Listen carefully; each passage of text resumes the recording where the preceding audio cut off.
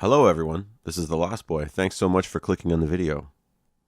This week's video will be a bit of a short one due to the long weekend.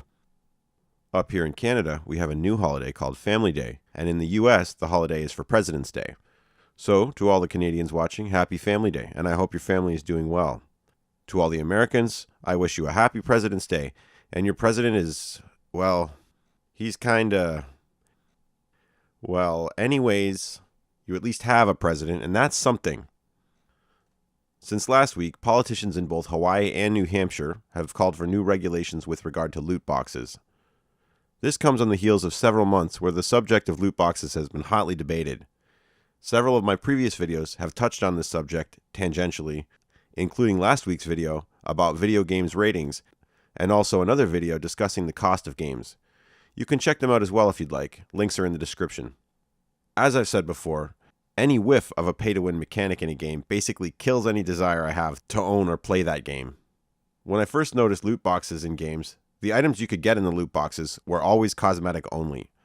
It seemed pretty silly and unnecessary to me at the time. I was never really one of those people who would spend a great deal of time customizing the exact look of my in-game avatar. By the same token, I couldn't care less if someone wanted to spend their time that way. It would seemingly just make it a little easier to take them down in multiplayer if they spent all their time tweaking aesthetics instead of racking up kills. That was the good old days though, and if I'd known where it would all lead, I would have been complaining about it the entire time. The fact that politicians are now wading into the mix is a very bad sign. As discussed in last week's video, it is nearly always preferable to have an industry that is competent enough to self-regulate. If things go too far, the government will inevitably step in, and then a different problem emerges. The problem with letting the industry self-regulate is that the industry is heavily motivated to maximize profits, and at this point, that seems to be where the emphasis has been placed. The problem with government regulation is that the government is old, slow, and basically knows nothing about how to govern newer technology like video games.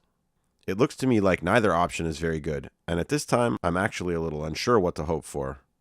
By and large, the idea of government regulation seems to be an unfortunate outcome. However, the fact that the video games industry seemingly has no problem using these casino-like tactics on children of all ages tells me that perhaps self-regulation is overly optimistic and not the appropriate way to go. All I know for sure is that there's no way children should be recruited into a system that is so akin to gambling before their minds and brains have been fully developed. I know games publishers love microtransactions, and especially loot boxes, and they see them as the future of gaming, but all business is a balancing act. And if things have gotten bad enough that politicians are chest thumping, then things may be about to get even worse. I guess we'll all just have to wait and see what happens.